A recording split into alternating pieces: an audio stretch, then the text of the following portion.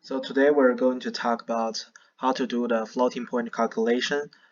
Uh, in this video, we are only going to cover plus and minus for the floating point calculation. There are 5 parts for this calculation. The first one is match exponents, which is we have to put the same exponents with x and y if we got two numbers, for example. And the second step is we need to do the addition and subtraction of mantissa.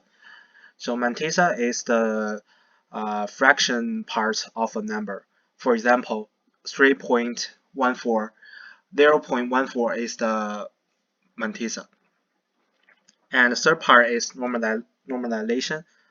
Uh, we're going to normalize the number after we do the addition or the subtraction.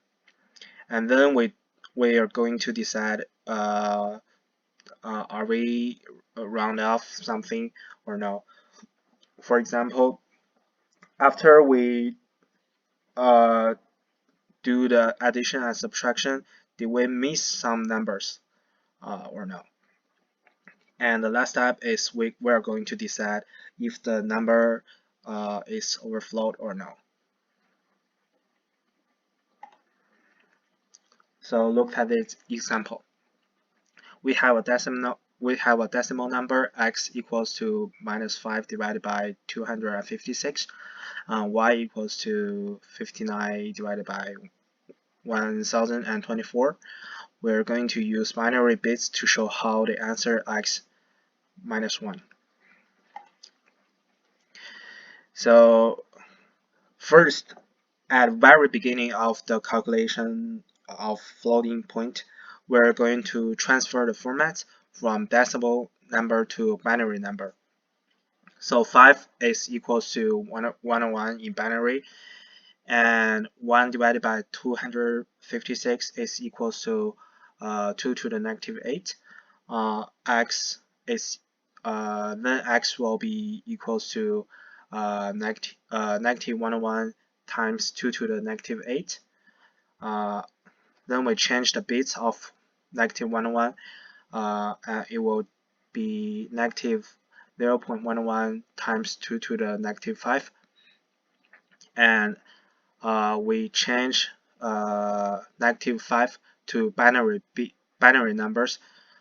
It will be -101. So the final answer for x in binary will be negative 0.101 times 2 to the -101. Then we do the same thing with y, and we are got the y number in binary bits. So after we do that, we got two numbers which machine can understand.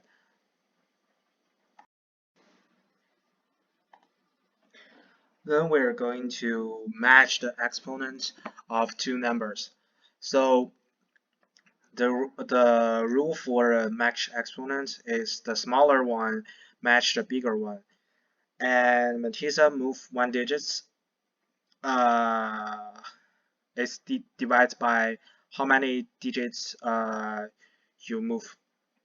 So if we move 2, the mantissa will move 2 digits and add 1. So we got 11011 plus 00100. We can see the one we got, this one is 11100, but we can rewrite that to another form, which is flip all the ones and add 1, which will be 00100. So this one is another way to write 11100.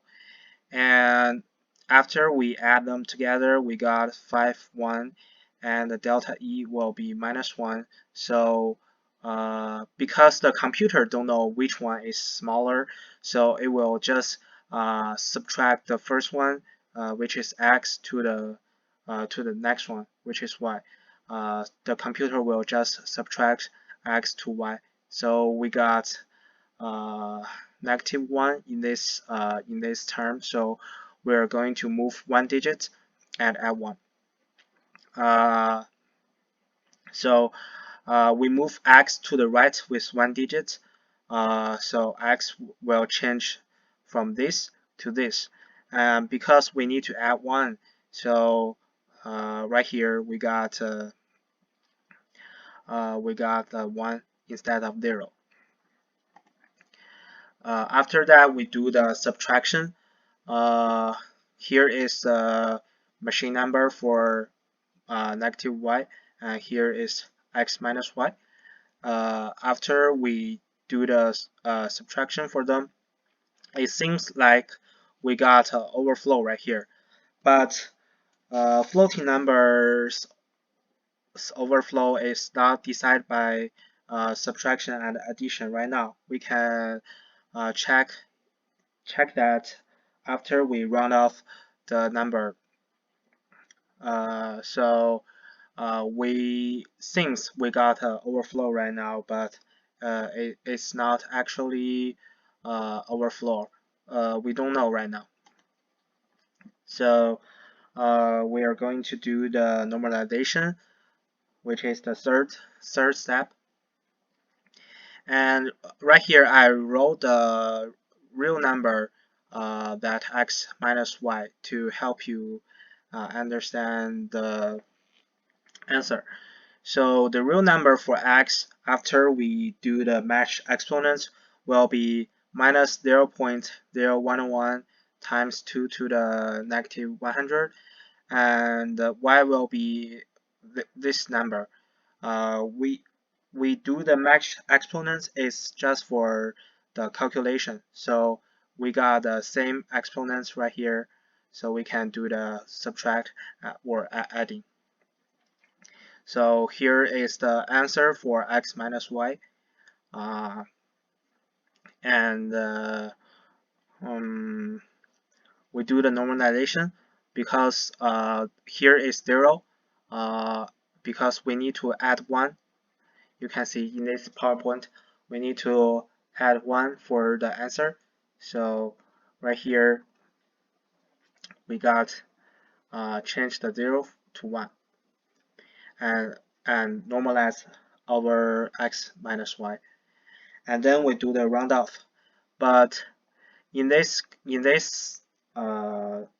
situation, we don't need to do the round off because the one we give up is a 0 instead of 1.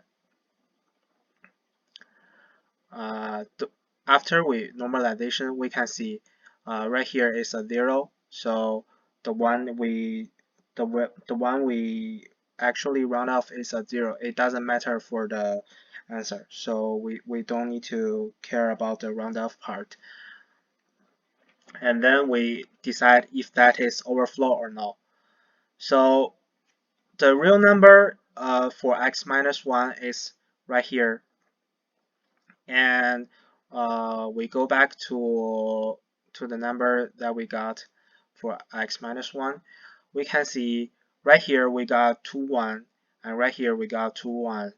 So the number for the answer we got